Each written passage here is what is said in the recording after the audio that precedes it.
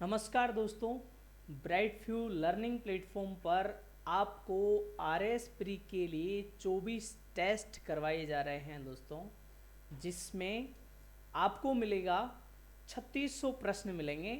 एक प्रश्न की व्याख्या में आपको 4 से 5 प्रश्न के डिटेल्स मिलेगी। इसका मतलब ये है कि आपके पास टोटल 12 से 15,000 क्वेश्चंस मिलेंगे और ये 24 टेस्ट आपके लिए बिल्कुल फ्री हैं दोस्तों। क्या है?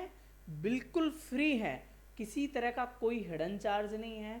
हमारी टीम केवल इकोनॉमिक्स सर्वे के 500 क्वेश्चन आपको देगी, जिसके 99 रुपीज़ हैं, वो अलग से आपको टेस्ट मिल जाएगा। इस टेस्ट में शामिल नहीं है ये 24 टेस्ट। इकोनॉमिक्स सर्वे के अलावा, करंट के अलावा आपको 24 टेस्ट मिल रहे हैं दोस्तों।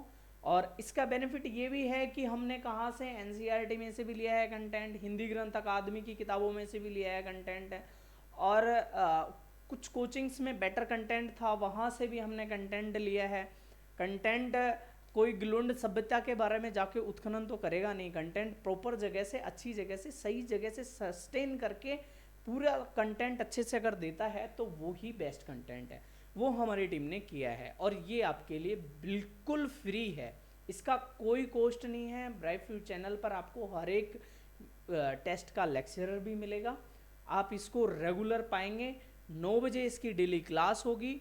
आपको करना ये है कि क्लास लो और क्लास के लिंक के नीचे ही उसमें आपको ऐप का लिंक मिल जाएगा, जहाँ से उसको आपको डाउनलोड करके आप उस टेस्ट को एज ए एग्ज़ाम उसको अटेम्प्ट कर सकते हो अपने मोबाइल में, लैपटॉप में, कहीं भी ऐप एक्सेस करके उसको दे सकते हो। दूसरी चीज़ ये है कि आप उस टेस्ट से देने के बाद उसकी पीडीएफ आपको यूट्यूब के लिंक में मिल जाएगी डिस्क्रिप्शन बॉक्स में, और आपको ऐप में भी पीडीएफ आपको फ्री अवेलेबल रहेगी, जिसको आप अपने दोस्तों को भी शेयर कर सकते हो, आप अपने मोबाइल में भी शेयर कर सकते हो, लैपटॉप में भी शेयर कर सकते हो। अगर आप प्रिंट निकालने के लिए सक्षम हैं या फिर उसके लिए आपको कोई दिक्कत नहीं है तो आप प्रिंट भी निकाल सकते हैं उसका। ये टेस्ट सीरीज 24 टेस्ट आपके लिए बिल्कुल फ्री ऑफ कॉस्ट हैं, और इस 24 टेस्ट से आपको मेंस में भी बेनिफिट मिलेगा, और आर एस प्री में इसमें आपको 100 क्वेश्चंस मिल जाएं। इस तरह की हमारी टीम ने कोशिश करी है, पूरी की पूरे 100 क्वेश्चंस आपको 150 में से मिल जाए, मतलब 65% कंटेंट, 67% कंटेंट आपको मिल जाए। हमने कुछ छोड़ा नहीं है, इसलिए कंटेंट पूरा का पूरा इसमें आपको मिल जाएगा। पहला प्रश्न आपके स्क्रीन पर है दोस्तों, प्रश्न पढ़ो और इसका आंसर दो। ठीक है दोस्तों, तो ये पहला प्रश्न आपके स्क्रीन पर है, जिसका क्या है कि निम्न में से किस व्यवस्था में, निम्न में से कौन सी व्यवस्था की बात करें, विशेषताओं को भारत के संविधान में सम्मिलित किया गया है। इसका ऑप्शन ए है संघीय व्यवस्था की विशेषताएं, ऑप्शन बी है एकात्मक व्यवस्था की विशेषताएं, ऑप्शन सी है संघीय में एकात्मक व्यवस्था की विशेषताएं, ऑप्शन डी है संघीय व्यवस्था की विशेषताएं। तो दोस्तों इसका आंसर आप कमेंट में कर सकते हैं। ठीक है, आपको 2 सेकंड मिलते हैं इसका आंसर देने के लिए। तो दोस्तों ये क्या है, भारतीय संविधान है, भारतीय संविधान है, ये पूरा हमारा इंडिया है, इसमें छोटे छोटे क्या बने हुए हैं, स्टेट। ये क्या है, यूनियन ऑफ स्टेट्स है, यूनियन ऑफ स्टेट्स है, और इस यूनियन ऑफ स्टेट्स में क्या है, इन सब को मिलाकर क्या बना दिया, संघीय सरकार। ठीक है, हमारे संविधान में दिया गया है ये।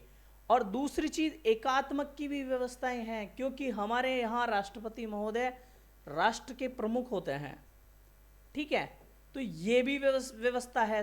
केंद्रीय स्तर पर हमारे पास राष्ट्रीय व्यवस्था है, और स्टेट अलग अलग मिलकर उनको एक संघ यूज किया गया। इसमें हमारा आपको याद रखना है यूनियन ऑफ स्टेट्स, क्या यूज किया गया है, यूनियन ऑफ स्टेट्स, जबकि अमेरिकी संविधान में यूनियन ऑफ स्टेट्स की जगह फेडरल सिस्टम यूज किया गया है। हिंदी में दोनों का संघात्मक व्यवस्था ही है, लेकिन इसमें वेरिएशन ये है कि ये यूनियन ऑफ स्टेट्स है और उसमें फेडरल सिस्टम है, वहाँ स्टेट अलग से नागरिकता होती है। इंडिया में एक ही एकात्मक नागरिकता है, एकात्मक व्यवस्था का प्रारूप है, तो वहाँ पर एक ही नागरिकता आपको मिलेगी दोस्तों। इस तरह से नेक्स्ट प्रश्न देखते हैं दोस्तों। दूसरा प्रश्न आपका स्क्रीन पर है, देखते हैं क्या है प्रश्न, पढ़ते हैं पहले। आपको मेरे सिस्टम की स्क्रीन भी दिख रही होगी, मैं एक बार और दिख रहा अंदर पढ़ाते हुए, मैंने सामने ही कर रखा है ताकि मेरे को दिख सके। निम्न कथनों पर विचार कीजिए। वर्तमान समय में संघ सूची में, उसमें कथन है एबेस है और आपको चुनना है इसमें। वर्तमान समय में संघ सूची में कुल 100 विषयों को सम्मिलित किया गया है। ऑप्शन ए है। ऑप्शन बी है राज्य सूची में वर्तमान में 61 विषयों को सम्मिलित किया गया है। ऑप्शन सी है वर्तमान समय में समवर्ती सूची में कुल 52 विषयों को सम्मिलित किया गया है।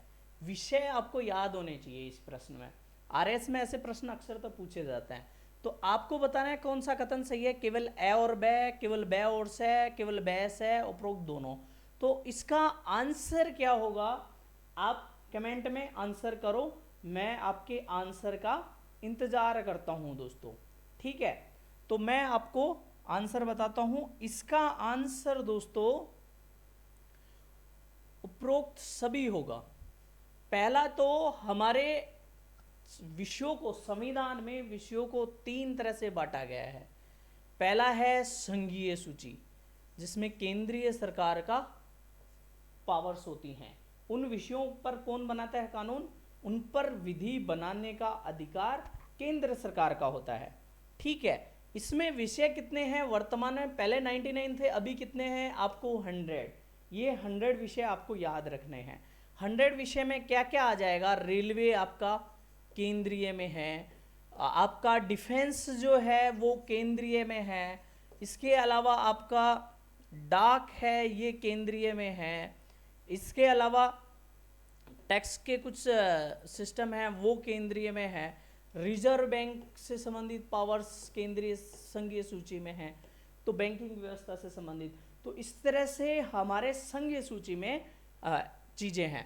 अब अपन देखते हैं दोस्तों राज्य सूची में। राज्य सूची में और केंद्र सूची में अंतर क्या है कि राज्य सूची में अधिकार किसको है कानून बनाने का, इसमें अधिकार है दोस्तों राज्य सरकार को। हर एक स्टेट की सरकार उस पर कानून बना सकती है। ये कितने विषय हैं आपको याद रखना है, 61 है, 61 विषय हैं फिलहाल, है ना। इसमें क्या क्या आएगा, आपका पुलिस है, आपका कृषि है, न्यायालय है। ठीक है दोस्तों, तो ये सब आपके राज्य सूची के विषय हैं। ठीक है, कुछ विषय ऐसे भी हैं जो आपके केंद्रीय सूची के हैं, जिसमें 52 हैं, 52 विषय हैं, 52 विषय हैं जिन पर राज्य भी कानून बना सकता है और केंद्र सरकार भी कानून बना सकती है। ठीक है दोस्तों, तो ये इस तरह से इसका आंसर क्या हो जाएगा दोस्तों, इसका आंसर हो जाएगा डी सभी।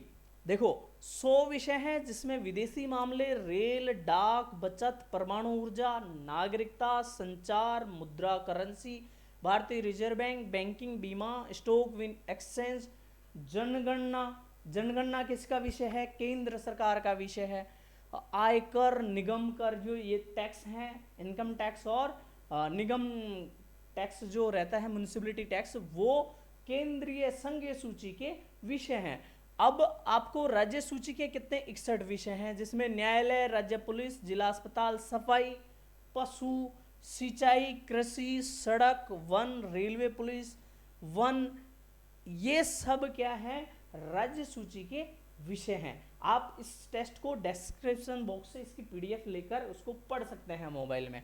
ठीक है, वर्तमान समय में समवर्ती सूची में कुल 52 विषयों को सम्मिलित किया गया, जिनमें प्रमुख इस प्रकार हैं: शिक्षा, दीवानी एवं फौजदारी मुकदमे, श्रम कल्याण, कारखाने, समाचार पत्र, वन, आर्थिक सामाजिक नियोजन, प्रदूषण नियंत्रण, परिवार नियोजन, माप आदि। ये सब क्या है आपके समवर्ती सूची के विषय हैं। कितने विषय हैं जिन पर केंद्र और राज्य सरकार दोनों कानून बना सकती है? तो वो 52 विषय हैं। राज्य सूची में कितने विषय हैं? वो हैं 61 विषय। और केंद्रीय संघ सूची में कितने विषय हैं? वो हैं दोस्तों आपके कितने विषय हैं? 100 विषय। तीसरा प्रश्न आपका ये तीसरा प्रश्न आपके स्क्रीन पर है। केंद्र राज्य संबंधों की समीक्षा हेतु, केंद्र और राज्यों के संबंध में हमेशा टकराव रहा है, उससे संबंधित प्रश्न है।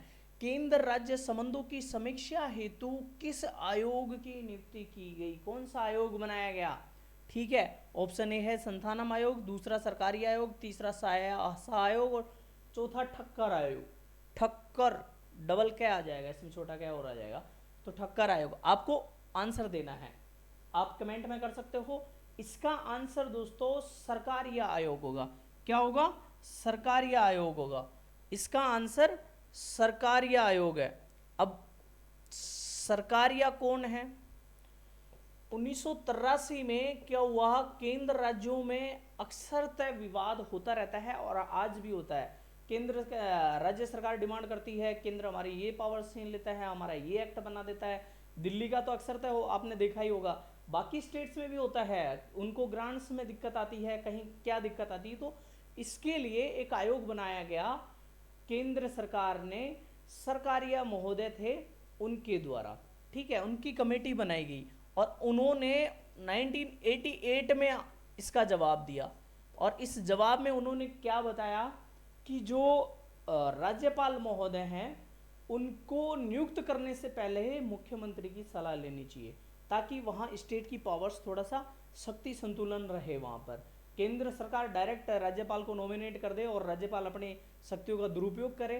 दुरुपयोग इन द सेंस कि वो अपने हिसाब से मर्जी करे और सरकार की हर चीज़ में अड़चन फैलाए, तो उससे क्या है कि थोड़ी सी दिक्कत हो जाती है। तो ऐसे में ये शक्ति संतुलन बनाने के लिए उन्होंने सलाह दी थी कि राज्यपाल की नियुक्ति में मुख्यमंत्री की सलाह लेनी चाहिए।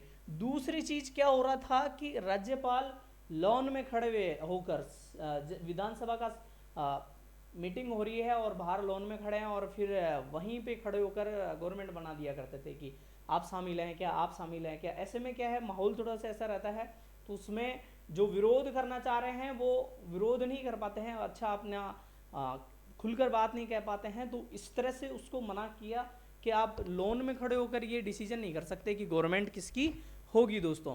तो एक तो इन चीज़ों पर थोड़ा अंकुश लगाया गया। दूसरा, राज्य सरकार को थोड़ा सा और पावर्स दी गई, मीटिंग्स वगैरह बुलाने की, ये सब। तो इस तरह से इसका आंसर हो जाएगा आपका सी, आंसर हो जाएगा बी, सरकारी आयोग। देखते हैं, सरकारी आयोग का गठन जून 1983 में किया गया था और वो अध्यक्ष कौन थे इसके? सरकारी आयोग की कमेटी जो बनाई गई थी उसके अध्यक्ष थे न्यायमूर्ति रणजीत सिंह सरकारिया। कौन थे? न्यायाधीश रणजीत सिंह सरकारिया। इस कार्य के केंद्र राज्य संबंधों से संबंधित शक्ति संतुलन पर अपनी संतुति दी थी। ठीक है, ये है कि मुख्यमंत्री से सलाह लेनी चाहिए। 1988 में इन्होंने रिपोर्ट सौंपी। राज्यपाल के पक्षपातपूर्ण पर उस पर आक्षेप लगाने के लिए कि भाई आप पक्षपातपूर्ण तरीके से नहीं कर सकते और लॉन में विधायकों की गिनती कर दल या गठन का बहुमत निर्णय नहीं ले सकते, इस तरह से थे। अब आपका नेक्स्ट प्रश्न है आपकी स्क्रीन पर। क्या है प्रश्न? निम्न कथनों पर विचार कीजिए। राष्ट्रपति का चयन अनुच्छेद 55 के तहत आनुपातिक प्रतिनिधित्व प्रणाली के एकल संक्रमणीय मत पद्धति से होता है। निर्वाचन मंडल में केवल राज्य और लोकसभा के निर्वाचित सदस्य भाग लेते हैं। वोट से आवंटित करने के लिए एक फार्मूला बनाया जाता है जिसमें प्रत्येक राज्य की जनसंख्या के अनुसार विधायकों की संख्या का अनुपात निकाला जाता है दोस्तों। ए केवल ए और बे, बी केवल बे और से, सी केवल ए और से और डी उपरोक्त सभी। तो आप आंसर करो दोस्तों। तो दोस्तों इसका आंसर क्या होना चाहिए आप बताओ। इसका आंसर एक तो ये है कि सबसे पहला इसमें है कि अनुच्छेद 55 है, अनुच्छेद 55 है वो उसमें किसकी बात करी गई है कि आनुपातिक प्रतिनिधित्व पद्धति से क्या होगा, चुनाव होगा। किसका? राष्ट्रपति का। ठीक है, और राष्ट्रपति के चुनाव में कौन कौन भाग लेता है? राष्ट्रपति के चुनाव में राज्य विधानसभा और केंद्रीय संसद भाग लेती है, तो आपका बी भी सही हो जाएगा। राज्य और लोकसभा के निर्वाचित सदस्य भाग लेते हैं। ठीक है, ये जो है निर्वाचन मंडल में राज्य और लोकसभा के निर्वाचित, ठीक है। वोट आवंटित करने के लिए एक फार्मूला बनाया जाता है, सबका फॉर्मूला होता है स्टेट का और केंद्र का। प्रत्येक राज्य की जनसंख्या के अनुसार विधायकों की संख्या का अनुपात निकाला जाता है कि कितना बाई 1000 करके फॉर्मूला है, वो आपको याद करना है। तो इसका आंसर क्या होगा, तीनों हो गए यहाँ इसके आंसर। राष्ट्रपति का ये भी सही है, ये भी सही है और ये भी सही है, तो उपरोक्त सभी इसका आंसर हो जाएगा। व्याख्या देखते हैं। व्याख्या है राष्ट्रपति का निर्वाचन प्रक्रिया, ये सब आपको मैंने बता दिया, आप इसको देख लो। और ये भी हो गया, राष्ट्रपति शासन लागू किया जा सकता है। राष्ट्रपति शासन लागू किया जा सकता है। राष्ट्रपति शासन कैसे लागू किया जा सकता है, अनुच्छेद बताना है आपको दोस्तों। क्या बनाना है, बताना है अनुच्छेद। ठीक है, तो अनुच्छेद 74 के अंतर्गत, अनुच्छेद 75 के अंतर्गत, अनुच्छेद 356 के अंतर्गत, अनुच्छेद 368 के अंतर्गत। तो संविधान संशोधन 368 में है और अनुच्छेद 356 में राष्ट्रपति शासन लगाया जाता है, इसका आंसर होगा। ठीक है, इसमें क्या है कि राज्य सरकार को बर्खास्त कर राष्ट्रपति शासन लगा सकता है 356 के अनुसार, जब राज्य का संवैधानिक तंत्र पूरी तरह विफल होता है। उसमें 356 का है, 352 भी होना चाहिए, 360, 61 ये भी आपको पता होने चाहिए। यह अनुच्छेद एक साधन है केंद्र सरकार को किसी भी नागरिक अशांति, जैसे कि दंगे, राज्य में दंगे हो रहे हैं तो उसको कंट्रोल करने के लिए एक केंद्र सरकार का एक हथियार है दोस्तों। 1950 में भारतीय संविधान लागू होने के बाद से केंद्र सरकार द्वारा इसका प्रयोग 100 से भी अधिक बार किया जा चुका है दोस्तों। ठीक है, आपको ये चीजें ध्यान रखनी है। छठा प्रश्न आपकी स्क्रीन पर है दोस्तों। केंद्रीय मंत्रिपरिषद सामूहिक रूप से उत्तरदायी होती है। केंद्रीय मंत्रिपरिषद सामूहिक रूप से लोकसभा के प्रति उत्तरदायी होती है। किसके प्रति होती है, लोकसभा के प्रति, आपको ध्यान रखना है, संसद के प्रति नहीं होती। इसमें ये अक्सर तक प्रश्न आता है और ये पूछा भी जाता है। ठीक है, इसका आंसर आपको ये हो गया। एक मंत्री जो लगातार 6 महीने की अवधि तक संसद या तो राज्यसभा या लोकसभा का सदस्य नहीं है, तो वो क्या मंत्री नहीं रहेगा, ये चीज भी आपको याद रखनी है। राज्यसभा में कितने व्यक्ति मनोनीत किए जाते हैं, तो ये मनोनीत किए जाते हैं 12, और इसका प्रोविजन अभी खत्म कर दिया गया है दोस्तों। ठीक है, तो राज्यसभा में अभी कितने सदस्य होते हैं, 238, 12 250 थे, अभी कितने होंगे, 238। ठीक है, नेक्स्ट प्रश्न है, वर्तमान में किन राजनीतिक दलों को राष्ट्रीय दल का दर्जा प्राप्त है। किन राजनीतिक दलों को, तो आपको इसमें राष्ट्रीय दल छांटना है। आम आदमी पार्टी को भी राष्ट्रीय दल का दर्जा मिल चुका है, कांग्रेस, सीपीआई को पहले से था, बीजेपी को पहले से था, तो ये चारों क्या हैं, इनको राष्ट्रीय दल का दर्जा मिला हुआ है। ठीक है, ये कौन से अधिनियम के तहत होता है, ये भी आपको याद रखना है। जन प्रतिनिधि अधिनियम 1951 के तहत निर्वाचन आयोग द्वारा किया जाता है। वर्तमान में बीजेपी, राष्ट्रीय कांग्रेस, आम आदमी party, Bahujan Samaj party, CPIM, National People's Party राष्ट्रीय दल है। ठीक है, मापदंड होते हैं इसके कुछ कि आपको ये चीज करनी है। किसी पार्टी को लोकसभा या विधानसभा का में 4 या अधिक राज्यों में वोटों का कम से कम 65% वैध मत प्राप्त होने चाहिए, और इसके अलावा 65, ठीक है 65% नहीं 65, और इसके अलावा लोकसभा और कम से कम 4 सदस्य होने चाहिए। लोकसभा में कम से कम 4 सदस्य होने चाहिए। आम आदमी पार्टी के साथ में यही बेनिफिट हुआ था। कुल लोकसभा सीटों की कम से कम 25 सीटें होनी चाहिए, जो कम से कम 3 राज्यों से होनी चाहिए। इसे कम से कम 4 राज्यों में राज्य पार्टी के रूप में मान्यता प्राप्त होनी चाहिए। 4 राज्यों में राज्य पार्टी की मान्यता प्राप्त होनी चाहिए, तभी केंद्रीय पार्टी बन पाएगी। ठीक है दोस्तों, अब देखते हैं नेक्स्ट प्रश्न आपका स्क्रीन पर है। सूची 1 को सूची 2 के साथ सुमेलित करना है। आरएस प्री में ये प्रश्न अक्सरतः आता है। क्या है प्रश्न, भारत शासन अधिनियम 1935, इसमें क्या हुआ, इसको मिलान करना है। ईस्ट इंडिया कंपनी से ब्रिटिश ताज को शक्तियों का हस्तांतरण कौन से उसमें हुआ। भारतीय परिषद अधिनियम 1909 में क्या हुआ। ठीक है, अब मुसलमानों के लिए पृथक सांप्रदायिक निर्वाचन मंडल की व्यवस्था हुई। भारत शासन अधिनियम 1919 में क्या हुआ, प्रांतीय स्वायत्तता का प्रारंभ हुआ। भारत शासन अधिनियम 1858 राज्यों में द्वैध शासन का शुभारंभ हुआ दोस्तों। तो अब इसमें मिलान करना है आपको। ईस्ट इंडिया कंपनी से ब्रिटिश ताज की शक्तियों का हस्तांतरण कौन से इसमें आएगा, 1858 में आएगा। कौन से में आएगा दोस्तों, तो आपको ये मिलान करना है दोस्तों। इसमें क्या होगा, 1858 वाला है तो इसमें क्या आएगा, ईस्ट इंडिया कंपनी से ब्रिटिश ताज को शक्तियां। भारत शासन अधिनियम में क्या हो गया था, प्रांतीय स्वायत्तता का प्रारंभ हो गया था। प्रांतों में द्वैध शासन तो 1919 में लागू हो गया था, और प्रांतों में स्वायत्त शासन की प्रारंभ कब से शुरू हो गया था, स्वायत्त शासन का प्रारंभ हो गया था आपके 1919 से। और द्वैध शासन कब हो गया, प्रांतीय स्वायत्त शासन तो हो गया था 1935 से, और द्वैध शासन हो गया था 1919 से। द्वैध शासन जो मॉन्टेग्यू चेम्सफोर्ड अधिनियम था उसमें हुआ था, आपके इस अधिनियम में हुआ था। ठीक है, 1919 में सांप्रदायिक जो चुनाव पृथक निर्वाचन मंडल वाली व्यवस्थाएं पार्लियामेंटो सुधार अधिनियम में की गई थी 1909 वाले अधिनियम में। फिर दूसरी बात आपका क्या बच गया, 1909 में 1858 से शुरू करते हैं। सबसे पहले क्या हुआ, ब्रिटिश ईस्ट इंडिया कंपनी से ताज को शक्तियों का हस्तांतरण कर दिया गया। ठीक है, इसके बाद आपका आएगा 1909 का। 1909 में क्या हुआ, सांप्रदायिक दंगों को सांप्रदायिक पृथक निर्वाचन प्रणाली शुरू कर दी गई। भारत को बांटो फूट डालो राज करो का पहला ये शुरू हो गया। इसके बाद में 1919 में क्या हो गया, द्वैध शासन लागू हो गया। किसमें, राज्यों में द्वैध शासन लागू कर दिया गया। और 1935 में 1935 के अधिनियम के तहत रिजर्व बैंक का गठन किया गया था, और उसी में प्रांतीय स्वायत्तता का शुभारंभ किया गया। और इसका मिलान आप इस ऑप्शन से कर सकते हो। ठीक है, इसी की व्याख्या है ये। व्याख्या में आप सूची तीनों को पढ़ सकते हो कि ये इस तरह से पहले के जो शुरुआत में संघ सूची में कितने विषय थे, ये सारा अनुपूरक प्रश्न पूछना, ये सारी चीजें इसमें डिटेल्ड व्याख्या में है।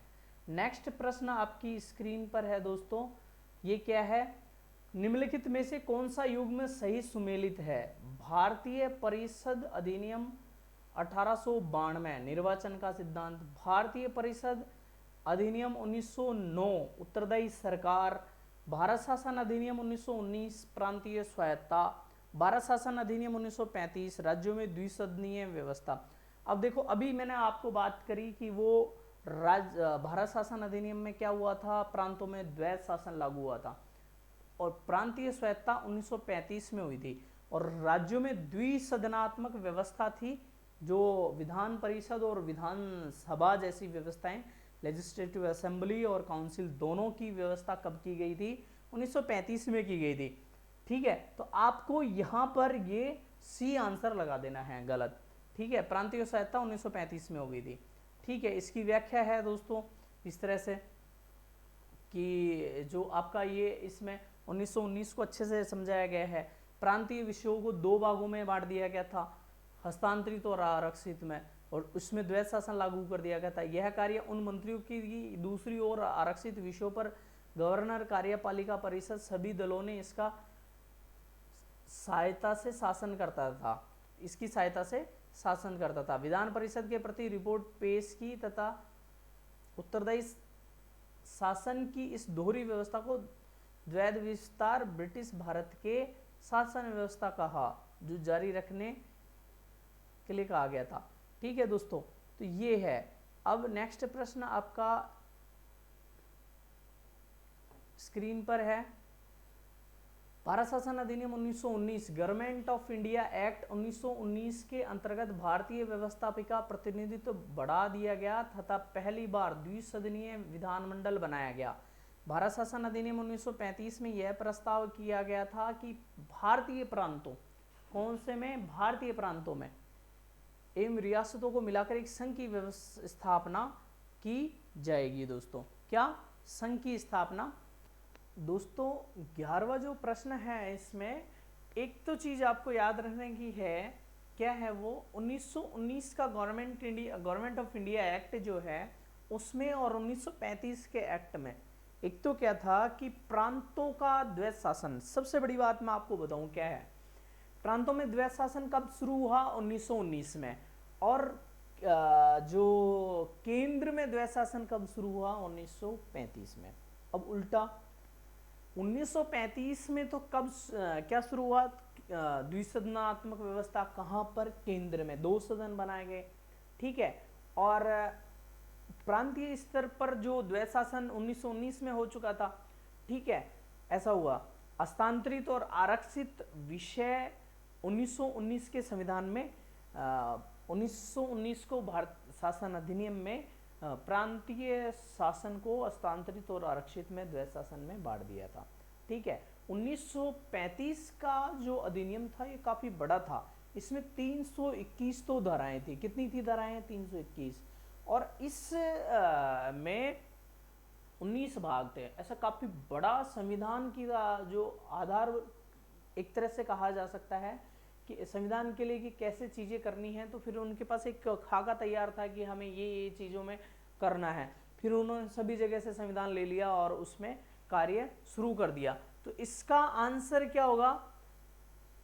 ये क्या है? संघ की स्थापना कर दी गई। तो इसमें आंसर दोनों हो जाएगा, बी आंसर हो जाएगा इसका, ठीक है। तो ये आपके पास में है। इसमें क्या किया गया कि आरक्षित और हस्तांतरित में 1935 में बांट दिया गया था। 1935 में द्विसदनीय व्यवस्था प्रारंभ की गई थी प्रांतों में, ठीक है। अब नेक्स्ट प्रश्न आपके लिए है, भारत के लिए संविधान की रचना हेतु संविधान सभा का विचार निम्नलिखित से सर्वप्रथम किसने प्रस्तुत किया था? तो संविधान सभा का विचार दोस्तों किसने प्रस्तुत किया था, ये आपको बताना है। कमेंट करो। तो इसका आंसर क्या होगा दोस्तों? आपका कमेंट्स में से बताओ। तो इसमें क्या होगा आंसर इसका? स्वराज पार्टी। और कब किया? 1934 में।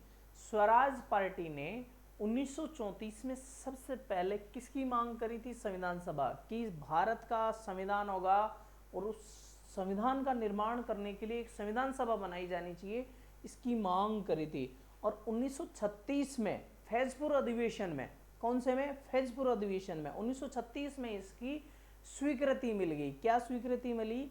कि ये संविधान सभा होनी चाहिए, भारत में संविधान सभा होनी चाहिए। पहली बार स्वराज पार्टी ने 1934 में पटना में मई 1934 में इसके लिए आधिकारिक रूप से संविधान की मांग की और इसकी पुष्टि कांग्रेस के 1936 के फैजपुर अधिवेशन में की गई थी, ठीक है दोस्तों। नेक्स्ट प्रश्न आपकी स्क्रीन पर है, एक निर्वाचित संविधान सभा द्वारा भारत के संविधान का निर्माण करने का प्रस्ताव किया गया था। साइमन कमीशन द्वारा, भारत सरकार अधिनियम 1935 के द्वारा, क्रिप्स मिशन के द्वारा, ब्रिटिश कैबिनेट डेलीगेशन के द्वारा। एक निर्वाचित संविधान सभा द्वारा भारत के संविधान के निर्माण का करने का प्रस्ताव किसके द्वारा किया गया था? साइमन कमीशन, भारत शासन अधिनियम 1935, क्रिप्स मिशन और ब्रिटिश कैबिनेट के डेलीगेशन के द्वारा। आप कमेंट में आंसर। तो दोस्तों इसमें क्या है कि निर्वाचित संविधान सभा है ना।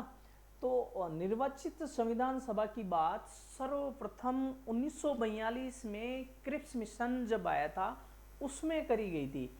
इसमें क्या हुआ था कि 1942 में आपका क्रिप्स मिशन जब बनाया गया था, तो ये द्वितीय विश्व युद्ध समाप्त होने के बाद की बात है।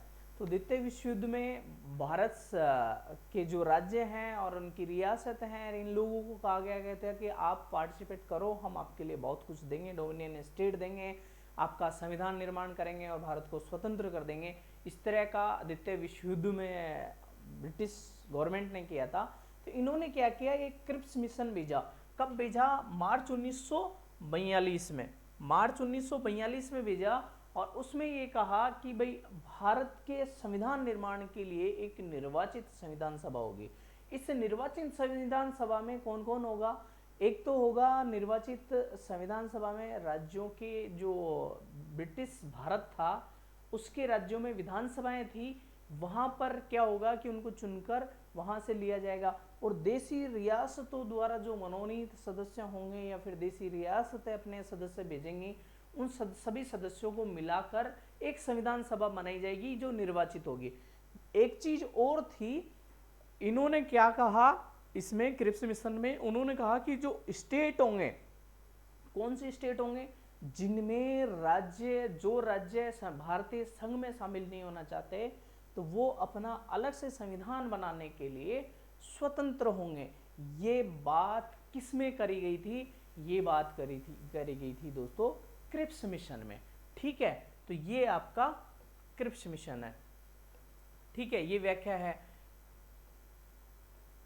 ठीक है, अब नेक्स्ट प्रश्न है आपका, कैबिनेट मिशन योजना के अंतर्गत संविधान निर्मात्री परिषद में प्रत्येक प्रांत को, कैबिनेट मिशन योजना के अंतर्गत संविधान निर्मात्री परिषद में प्रत्येक प्रांत को आवंटित सदस्य संख्या निर्धारित करने के लिए एक प्रतिनिधि कितनी जनसंख्या के अनुपात में था?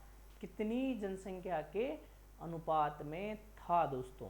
ये जनसंख्या बताना है। 8 लाख व्यक्ति, 12 लाख व्यक्ति, 10 लाख व्यक्ति, 15 लाख व्यक्ति। ठीक है दोस्तों, बताओ, कमेंट करो। तो इस क्वेश्चन में दोस्तों आपके टाइपिंग एरर है, क्या है कि इसमें बी की जगह सी है और ये बी की जगह उल्टा ऊपर नीचे कर लो दोनों को, तो इसका आंसर 10 लाख व्यक्ति होगा। एक्चुअली कैबिनेट मिशन कब आया? 1946 में। कैबिनेट मिशन 1946 में आया और इसने क्या कहा कि जो निर्वाचित संविधान सभा होगी भारत के लिए, इसमें कैसे इसका गठन किया जाएगा, संविधान सभा का गठन कैसे किया जाएगा, निर्वाचित लोगों को कैसे लिया जाएगा। तो इन्होंने क्या किया कि प्रांतीय जो क्षेत्र थे, प्रांतीय क्षेत्रों में क्या कर दिया इन्होंने, सदस्य निर्वाचन के लिए जनसंख्या निश्चित कर दी और वो जनसंख्या कितनी थी? 10 लाख।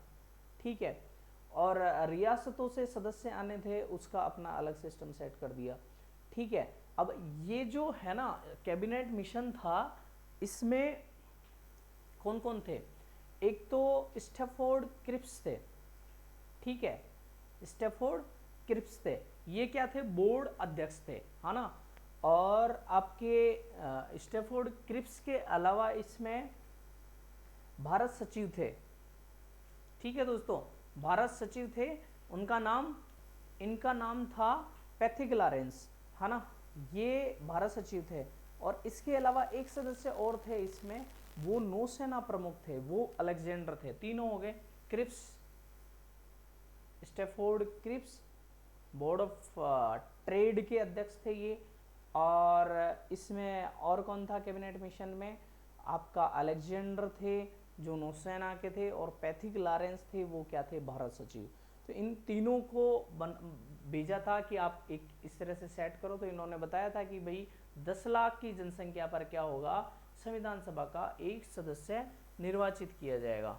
ठीक है, ये है।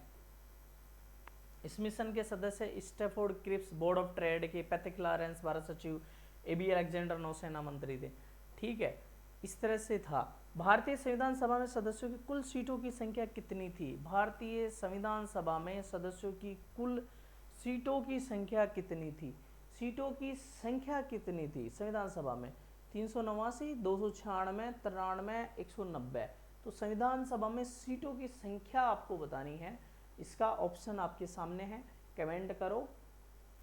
तो दोस्तों संविधान सभा में कुल सदस्यों की संख्या थी 389। आंसर आ जाएगा आपका ए। 389 सदस्य संख्या थी। इसमें क्या था कि कुल निर्वाचित सदस्य थे सीटों के, इसमें 389 थे। तो 296 सदस्य तो क्या थे इसमें? ब्रिटिश भारत के प्रांतों से थे, है ना। और 73 सदस्य कैसे थे?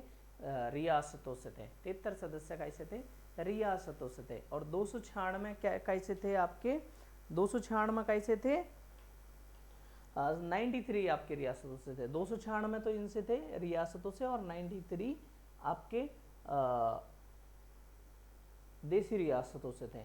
तो 296 थे, इसमें भी 292 तो 11 प्रांतों से थे, और 4 आपको पता हो तो अजमेर, मेवाड़, ये आयुक्तालय बना रखे थे इन्होंने, अंग्रेजों ने अपने आयुक्तालय बना रखे थे छोटे छोटे, तो उनमें 4 थे, तो 4 वहां से आए, तो कितने हो गए? 96 हो गए। अब 292 है, उसका भी बाइफर्केशन है। 292 जो है उनका बाइफर्केशन क्या है कि इसका बाइफर्केशन है 296 में से 208 सीटें कांग्रेस को मिली। कांग्रेस को कितनी मिली? 208 सीटें। और 73 आपको किसको मिली? मुस्लिम लीग को 73 मिली। ठीक है दोस्तों, 73 आपको मिली मुस्लिम लीग को।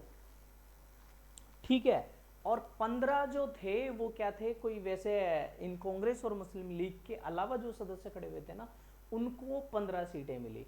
तो इस तरह से कुल 296 थी, 4 वो एकताले थे। तो इस तरह से इसमें कुल सदस्यों की संख्या कितनी थी, 389 थी दोस्तों। ठीक है, अब इसकी व्याख्या आप इसके लिंक में जाकर इसको पढ़ सकते हैं बाकी चीज़ों को। भारतीय संविधान सभा के चुने हुए स्थायी अध्यक्ष कौन थे, स्थायी अध्यक्ष कौन थे, कितना बढ़िया प्रश्न है। डॉक्टर भीमराव अम्बेडकर, सच्चिदानंद सिन्हा, राजेंद्र प्रसाद और एस राधाकृष्णन, सभी को आना चाहिए। प्रश्न अच्छे हैं, RS प्री में आते हैं इस तरह के प्रश्न। तो इसमें आपका आंसर क्या होगा दोस्तों, इसमें आंसर होगा संविधान सभा में चुने हुए स्थायी अध्यक्ष कौन थे, तो इसके राजेंद्र प्रसाद आंसर होगा। एक्चुअली क्या हुआ था कि जो वायसराय है ना, 1946 में, नवंबर 1946 में उन्होंने बुलाया कि आप सभी जो संविधान सभा के सदस्य हैं सारे इकट्ठे हो। तो 207 सदस्य उसमें इकट्ठे हुए, इसमें 7 महिलाएं भी थी। इसमें निर्विरोध रूप से मतलब अस्थायी अध्यक्ष सच्चिदानंद सिन्हा को 9 दिसंबर को बैठक में बना दिया गया। फिर निर्विरोध राजेंद्र प्रसाद को 11 दिसंबर को चुन लिया गया। ठीक है, निर्विरोध रूप से किसको बना दिया गया, राजेंद्र प्रसाद को। ठीक है, और इसमें संविधान सभा में 207 सदस्य भाग लिए थे। ठीक है, तो ये आपको ध्यान रखना है। फिर इसके बाद 9 महिलाएं थी, 7 नहीं थी, 9 महिलाएं थी। ठीक है, 207 सदस्य थे जिसमें 9 महिलाएं थी। ठीक है, और इसका संविधान सभा के उद्घाटन अधिवेशन की अध्यक्षता सच्चिदानंद सिन्हा ने की थी। एक और याद करने वाली चीज मैंने इसमें डाली है, क्या है वो, संविधान सभा के प्रथम अस्थायी उपसभापति उपाध्यक्ष कौन थे। ये क्वेश्चन पूछा भी जाता है और ये याद नहीं रहता है किसी को, तो इसके फ्रैंक एंथोनी है, ये याद रखना। संविधान सभा के प्रथम अस्थायी उपसभापति कौन है, ये अच्छी चीज है, आपको याद रखना है, फ्रैंक एंथोनी है। ठीक है, नेक्स्ट प्रश्न आपकी स्क्रीन पर क्या है, संविधान सभा में उद्देश्य प्रस्ताव निम्न में से किस एक के द्वारा प्रस्तुत किया गया था। उद्देश्य प्रस्ताव इनमें से कौन करा था, आप कमेंट करो। डॉक्टर भीमराव अम्बेडकर ने किया था, पंडित जवाहरलाल नेहरू ने किया था, डॉक्टर राजेंद्र प्रसाद ने किया था और DC देशमुख ने किया था। किसने उद्देश्य प्रस्ताव प्रस्तुत किया था दोस्तों, आप कमेंट करो। तो इसमें क्या था दोस्तों, ये जो संविधान सभा वाला जो है आपका संविधान सभा ने उद्देश्य प्रस्ताव की बात है, तो इसमें क्या हुआ था कि आपका बना कब था, पहली बैठक कब हुई थी, 9 दिसंबर को। 11 दिसंबर को राजेंद्र प्रसाद को अध्यक्ष बना दिया गया निर्विरोध। अब क्या हुआ, 13 दिसंबर को पंडित नेहरू ने उद्देश्य प्रस्ताव प्रस्तुत किया 13 दिसंबर को। उद्देश्य प्रस्ताव था क्या आखिरकार, उद्देश्य प्रस्ताव ये था कि संविधान का दर्शन रखा था कि हम एक ऐसा संविधान बनाएंगे जो बिल्कुल लचीला होगा, सभी सदस्यों के काम आएगा, इसमें किसी धर्म विशेष का कुछ नहीं होगा, हम महिलाओं को सम्मान करेंगे, एक उचित न्याय प्रणाली होगी, स्वतंत्र न्याय प्रणाली होगी, हम एक अच्छा राज्य स्थापित करेंगे। इस तरह से एक सिद्धांत और दर्शन जो संविधान कैसा बनेगा उसको प्रस्तुत किया। फिर ये पारित कब हुआ, ये 22 जनवरी 1947 को पारित हुआ। ध्यान रखना, 13 दिसंबर को तो ये क्या हुआ, संविधान आपका उद्देश्य प्रस्ताव रखा और 22 जनवरी 1947 को ये पारित हो गया, किसके द्वारा, संविधान सभा द्वारा। और उसके बाद में ये इसी उद्देश्य प्रस्ताव के आधार पर इन्होंने अपना आगे का खाका तैयार करते हुए काम किया। ठीक है, तो इसका आंसर होगा आपका बी। अब नेक्स्ट प्रश्न है, भारतीय संविधान को बनाने हेतु भारतीय संविधान सभा के कुल कितने अधिवेशन हुए थे। अब अधिवेशन जो संविधान सभा की बात कर रहे हैं, आपके RS प्री में ये चैप्टर भी है संविधान सभा का, तो कौन सा कितने अधिवेशन हुए थे संविधान सभा में, ठीक है, वो बताने हैं। तो इसमें क्या है दोस्तों, आपका जो अधिवेशन पूछा गया है ना, कितने अधिवेशन हुए हैं, तो इसका आंसर आपका 7, 9, 11, 15 में से 11 आंसर होगा। कितने अधिवेशन हुए थे संविधान सभा में, कुल 11 हुए थे। तो आपको ये याद होना चाहिए, क्या क्या होना चाहिए, कितना समय लगा, 2 वर्ष 11 माह 18 दिन, 2 वर्ष 11 माह 18 दिन इसमें संविधान सभा को बनाने में लगे। ठीक है, संविधान को बनाने में लगे। इसमें कुल अधिवेशन 11 हुए। कितने दिन चले ये अधिवेशन? कुल अधिवेशनों की अवधि अगर पूछे 165 दिन। ठीक है, 165 दिन। एक और चीज याद रखने की है, इसका अंतिम दिन क्या था? 11वां अधिवेशन है, उसका अंतिम दिन क्या था? 26 नवंबर 1949 को। और उसी दिन संविधान को अंगीकृत कर लिया गया था कि हमने मान लिया था कि हमारा ये संविधान, भारत का हमारा संविधान ये रहेगा। अब इसके अलावा भी हुआ था, ये अंगीकृत तो कर लिया था कि हमारा ये संविधान होगा, लेकिन इस पर सभी सदस्यों ने हस्ताक्षर करे थे, वो 24 जनवरी को करे थे दोस्तों। कब करे थे? 24 जनवरी को 1950 को करे थे।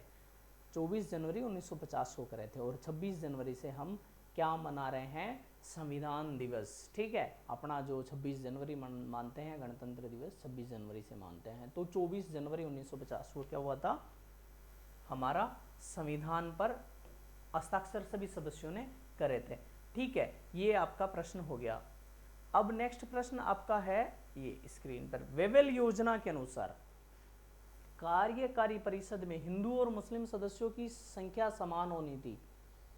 वेवेल योजना के अनुसार कार्यकारी परिषद में हिंदू और मुस्लिम सदस्यों की संख्या समान होनी थी। वेवेल का विचार था कि ऐसी व्यवस्था से भारत का बंटवारा बच जाता।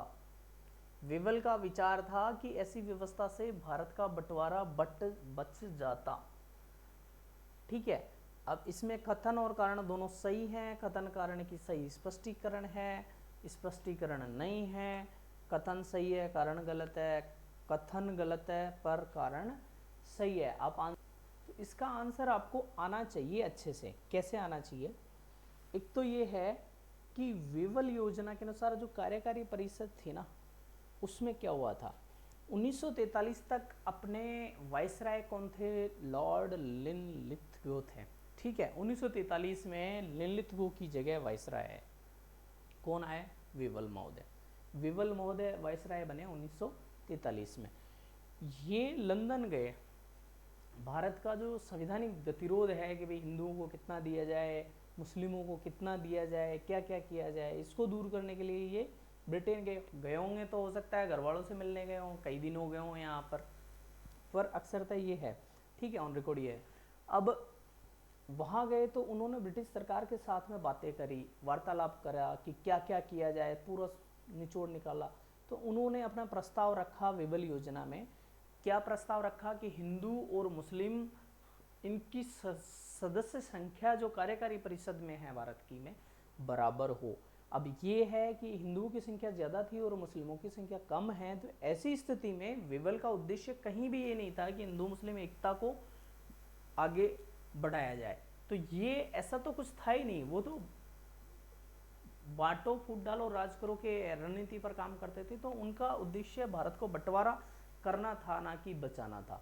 ठीक है, तो ये आपके लिए वेवेल योजना की बात हो गई। अब बात करें वेवेल योजना के बाद अपन बात करें वेवेल योजना में ही क्या था कि शिमला में तुरंत सम्मेलन बुलाया जाएगा और वहाँ पर संविधान सभा के बारे में चर्चा की जाएगी कि संविधान सभा कैसे होगी और भारत को क्या क्या बेनिफिट्स मिलने वाले हैं, इन सब के बारे में चर्चा होगी। ये कैसे बात करी इन्होंने? वहाँ ब्रिटिश गवर्नमेंट से जाकर बात करी थी। तो ये आपका प्रश्न हो गया। तो इसमें कारण कथन तो सही है लेकिन कारण गलत है। सी आंसर होगा आपका, ये है। ठीक है, 1945 में ये लंदन गए थे। ठीक है, ये व्याख्या है जो मैंने आपको बता दी ऑलरेडी। आपको रिवीजन के लिए इसको पढ़ सकते हैं जल्दी से, आपको पीडीएफ में लिंक में पीडीएफ मिल जाएगी। ये प्रश्न है, सूची 1 को सूची 2 के साथ सुमिलित करना है। इसमें क्या है? संविधान सभा के पहले उपाध्यक्ष कौन है? प्रारूप समिति के मूलतः एकमात्र कांग्रेसी सदस्य कौन है? राजस्थान की रियासतों का प्रतिनिधित्व करने वाले संविधान सभा के सदस्य कौन है? संविधान समिति के अध्यक्ष कौन है? एस.सी. मुखर्जी। ये आपको नाम इसमें सुमिलित करने हैं। सुमिलित वाले आरपीएससी की पहली चॉइस रहती है। तो आप इस तरह के प्रश्नों को अच्छे से तैयार करके जाएंगे तो आपको काफ़ी कुछ हो जाएगा। ये 300 क्वेश्चन है ना, ये 300 क्वेश्चन नहीं है, ये आपका लगभग इंडियन पॉलिटी लगभग पूरा कंप्लीट है। 80% है, इससे ज़्यादा आप कर भी नहीं पाओगे। काफ़ी डिटेल्ड है। आप कम समय में जो बहुत ही पढ़ रहा है उसकी तो कुछ कह नहीं सकते, पढ़ने की कोई लिमिटेशंस ही नहीं है। आप सितारों से भी बाहर जा सकते हैं, लेकिन क्या है कि आप इसको पढ़ेंगे तो आपके लिए सफिशिएंट है। कि मिलान के प्रश्न आरपीएससी पूछती रहती है, तो आप मिलान करें। संविधान सभा के पहले उपाध्यक्ष कौन थे? एस.सी. मुखर्जी। एक नाम मैंने आपको थोड़ी देर पहले प्रश्न में बताया था, क्या था वो प्रश्न में था कि आप इसमें स्थायी जो पहला स्थायी उपसभापति संविधान सभा का कौन था, तो वो फ्रैंक एंथोनी थे। लेकिन पहले उपाध्यक्ष कौन थे? एस.सी. मुखर्जी थे। प्रारूप समिति के मूलतः एकमात्र कांग्रेसी सदस्य कौन थे? ये के.एम. मुंशी थे। इसका 3 हो जाएगा। राजस्थान की रियासतों का प्रतिनिधित्व करने वाले संविधान सभा के सदस्य कौन थे? वी.टी. कृष्णामाचारी। ऐसा प्रश्न पूछा जाता है अक्सरतः, और ये राजस्थान का है तो पूछा भी जाएगा संविधान सभा से संबंधित, ठीक है। और फिर संघ की जो संविधान समिति थी उसके अध्यक्ष कौन थे? संघ संविधान समिति के अध्यक्ष कौन थे? जवाहरलाल नेहरू। तो ये आपका मिलान हो गया। उपाध्यक्ष एस.सी. मुखर्जी हो गए। प्रारूप समिति के एकमात्र कांग्रेसी सदस्य, प्रारूप समिति में एकमात्र कांग्रेसी सदस्य के.एम. मुंशी थे। रियासतों का प्रतिनिधित्व करने वाले संविधान सभा के सदस्य, रियासतों का प्रतिनिधित्व करने वाले संविधान सभा के सदस्य कौन थे?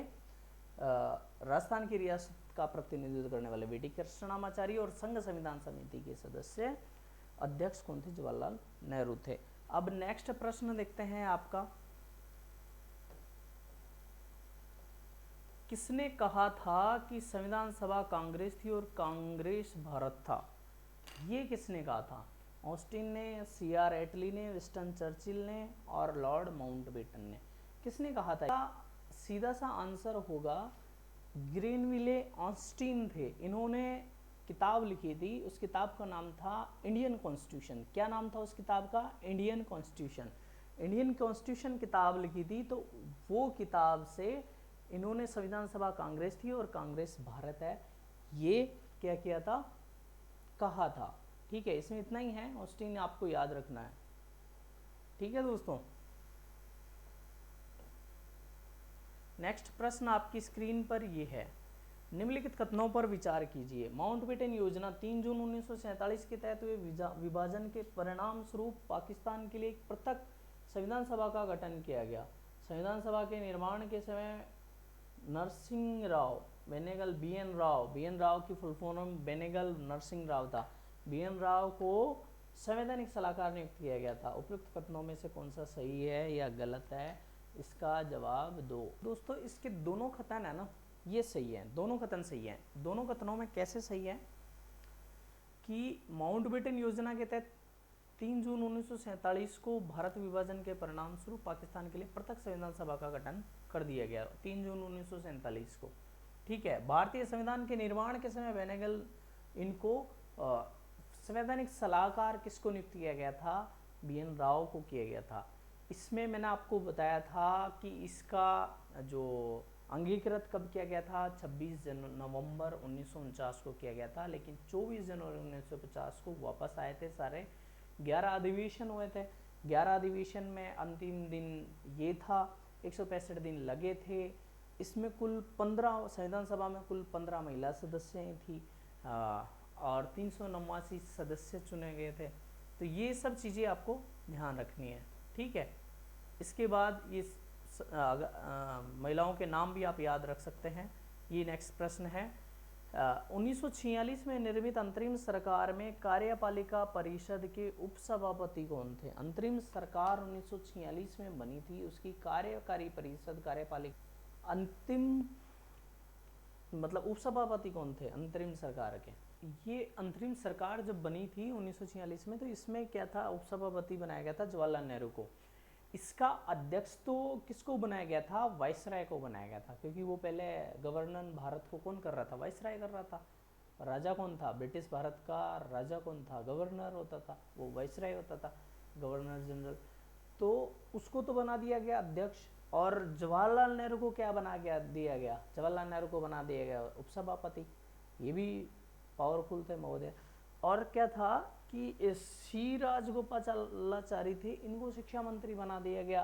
राजेंद्र प्रसाद को क्या बनाया गया? खाद्य मंत्री बनाया गया था। श्रम मंत्री किसको बनाया था बताओ? श्रम मंत्री बनाया था जगजीवन राम को। ठीक है, श्रम मंत्री बनाया था जगजीवन राम को। ठीक है, तो ये आपको याद रखना है। एक और याद रखना है इसमें कि मुस्लिम लीग के 5 प्रतिनिधियों ने कैबिनेट में शामिल किया गया था। कैबिनेट जो रहती थी, अंतरिम सरकार में कैबिनेट भी बनाई थी, तो उसमें 5 मंत्री को शामिल किया गया था, 5 प्रतिनिधियों को। निम्नलिखित में से संविधान सभा की संघ संविधान समिति का अध्यक्ष कौन था? ये प्रश्न मैं आपको व्याख्या में एक जगह डिस्कस कर चुका हूँ। संघ संविधान, अभी जो मिलान वाला प्रश्न आया था थोड़ी देर पहले, उसमें कर चुके हैं। तो जवाहरलाल नेहरू इसके अध्यक्ष थे। ठीक है, प्रमुख समितियां देख लेते हैं। संघीय संविधान समिति के अध्यक्ष कौन थे? पंडित जवाहरलाल नेहरू। प्रक्रिया विषयक नियमों संबंधी समिति कौन थी? डॉक्टर राजेंद्र प्रसाद। संचालन समिति डॉक्टर राजेंद्र प्रसाद। प्रारूप समिति कौन थी? डॉक्टर भीमराव अम्बेडकर। मौलिक अधिकारों, अल्पसंख्यकों एवं जनजाति एवं अपवर्जित क्षेत्रों संबंधी सलाहकार समिति कौन थी? सरदार वल्लभ भाई पटेल। मूल अधिकार उप समिति कौन थी? जेबी कृपलानी। अल्पसंख्यक उप समिति कौन थी? एच.सी. मुखर्जी। ठीक है, संघीय शक्तियों संबंधी समिति कौन थी? पंडित जवाहरलाल नेहरू अध्यक्ष थे। प्रांतीय संविधान समिति के वल्लभ भाई पटेल थे, सभी प्रांतों को एकजुट करने का काम था। कार्य संचालन संबंधी समिति के एम मुंशी थे। तो ये याद रखो, मूल अधिकार उप समिति जेबी कृपलानी है, प्रारूप समिति भीमराव अम्बेडकर है, संचालन समिति राजेंद्र प्रसाद है, संघ संविधान समिति जवाहरलाल नेहरू। तो ये आपको याद रखना है। संविधान निर्मात्री परिषद की झंडा समिति के अध्यक्ष कौन थे?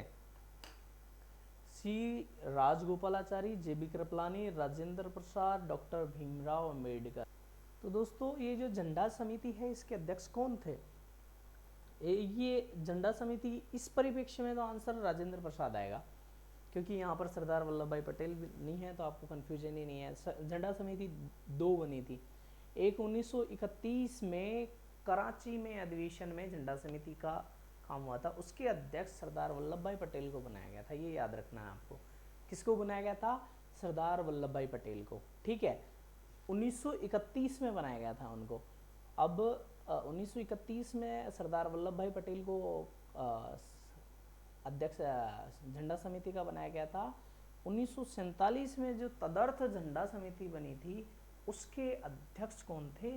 राजेंद्र प्रसाद थे। ये क्या करते थे कि भाई झंडा कैसा हो, भारत का क्या हो, लाइन ऊपर केसरिया होगी, वाइट होगी, हरा होगा, अशोक चक्र होगा, कितनी तिल्लियाँ होंगी, ये क्या डिनोट करेगा, ये क्या डिनोट करेगा, शांति का प्रतीक क्या है, ये सारी चीज़ें डिसाइड करके और क्या कर दिया गया था? झंडा समिति का अध्यक्ष दिया गया था। नेक्स्ट प्रश्न आपके लिए, भारत के संविधान के संबंध में निम्न में से कौन से कथन सत्य हैं? लोकप्रिय प्रभुसत्ता एवं वैश्य मताधिकार संविधान के आधारभूत विशेषताएं हैं। जहां तक केंद्र और राज्यों के बीच शक्तियों के बंटवारे का प्रश्न है, हमारा संविधान कठोर है।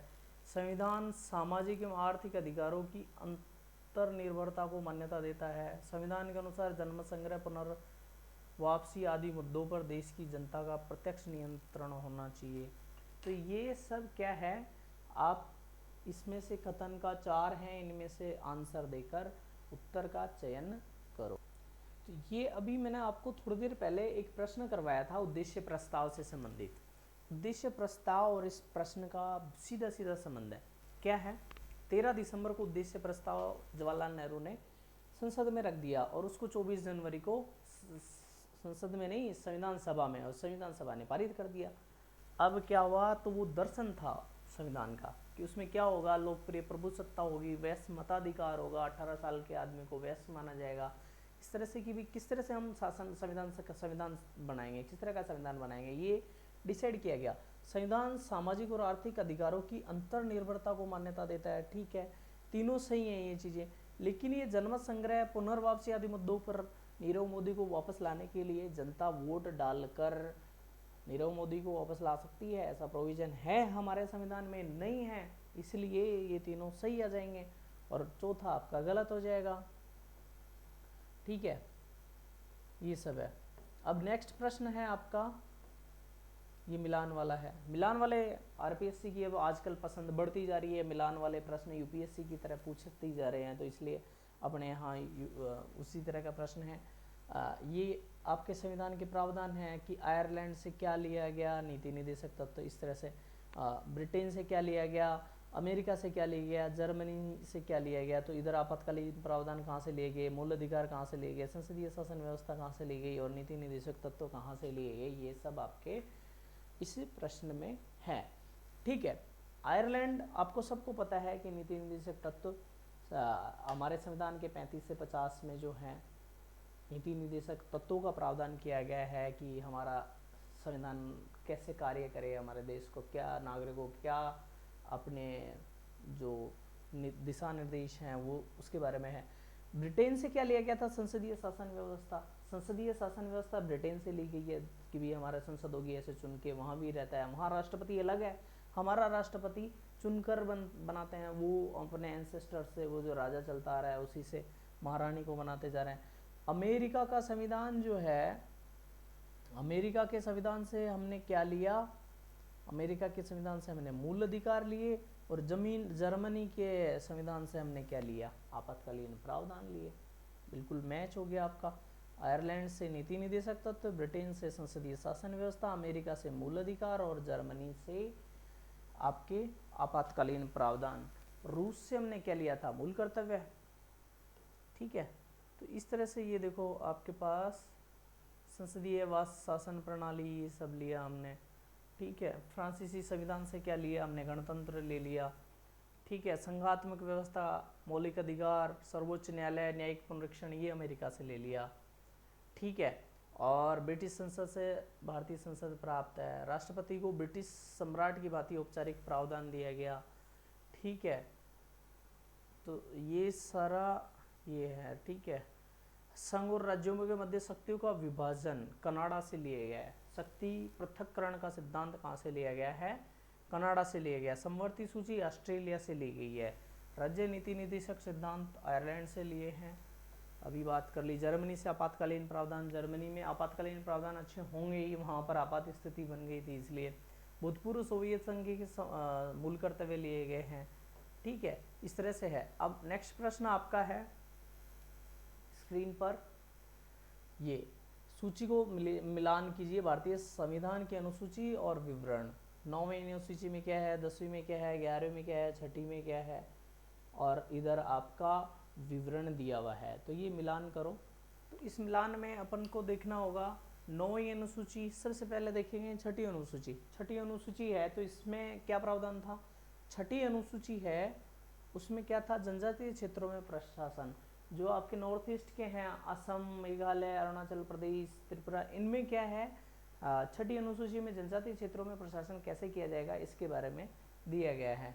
ठीक है, इसके बाद आपकी देखेंगे 9वीं अनुसूची। 9वीं अनुसूची में भूमि सुधार से संबंधित बताया गया है कि भूमि सुधार कैसे कैसे नियम बनाए जाएंगे, भूमि सुधार के लिए क्या किया जाएगा, बड़े को छोटे में कर दिया जाएगा, और किस तरह से भारत की भूमि का वो रहेगा। 10वीं अनुसूची में दल बदल के आधार पर निर्भरता है कि भाई दल बदल के आधार पर आप कैसे चुनाव जीतने वाली, मतलब किसी पार्टी में जाकर मंत्री बनने की इच्छा से आप चुनाव बदल बदल कर जाएंगे तो आपको दिक्कत होगी, इस तरह से आपको अयोग्य घोषित कर दिए जाएंगे। 9वीं अनुसूची होगी। 10वीं अनुसूची होगी। 11वीं अनुसूची आखिरी बची तो पंचायती राज संस्थाएं होगी। ठीक है, तो ये है आपकी अनुसूची कितनी है? कुल 12 है। ठीक है, आपको थोड़ा आइडिया रहना चाहिए इसमें, ऐसा नहीं कि रट्टा हुआ हो। आपको सभी अनुसूचियों के बारे में, पहली अनुसूची कैसे संघ राज्य क्षेत्र से संबंधित है, दूसरी अनुसूची कैसे है मुख्य पदाधिकारी हैं उनके वेतन भत्ते हैं, राष्ट्रपति राज्यपाल का हो गया। तीसरी अनुसूची इनके जो प्रतिज्ञान के प्रारूप हैं, शपथ कैसे लेंगे उसके बारे में है। चौथी अनुसूची में क्या है? राज्यसभा में स्थानों का आवंटन के बारे में है। पांचवी और छठी दोनों में अनुसूचित क्षेत्रीय अनुसूचित जनजातियों के प्रशासन और नियंत्रण से संबंधित है। तो छठी वाला है जो असम, मेघालय, त्रिपुरा, मिजोरम, इनसे संबंधित है। 7वीं अनुसूची में क्या है? संघ सूची, समवर्ती सूची के विषय हैं। 8वीं में भाषा से संबंधित है, कहाँ है? 22 भाषाओं का उल्लेख है। ठीक है, 9वीं में मैंने आपको बताया क्या है? भूमि सुधार है। 10वीं में क्या है आपका? 10वीं अनुसूची में है आपका दल बदल हो गया। 11वीं अनुसूची में क्या है आपका? पंचायती राज हो गया, और 12वीं में नगरीय शासन हो गया। ठीक है दोस्तों, इस तरह से हो गया। नेक्स्ट प्रश्न आपका स्क्रीन पर ये है, निम्नलिखित में से कौन से कथन संविधान सभा के विषय में सत्य हैं? कौन से कथन? वह वयस्क मताधिकार पर आधारित थी, वह प्रत्यक्ष निर्वाचन का परिणाम थी, वह बहुदलीय निकाय थी, उसने अनेक समितियों के माध्यम से कार्य किया, नीचे दिए हुए कूट से सही उत्तर का चयन कीजिए। संविधान सभा के विषय में क्या सत्य है? मयस मताधिकार के आधार पर हुई थी, मैंने अभी बताया भी था। प्रत्यक्ष निर्वाचन का परिणाम थी। बहुदलीय निकाय थी। उसने अनेक समितियों के माध्यम से कार्य किया। कूट के माध्यम से। आप इसका आंसर 3 और 4 होगा, क्योंकि यही आंसर है। नेक्स्ट आगे प्रश्न में मिलते हैं। धन्यवाद।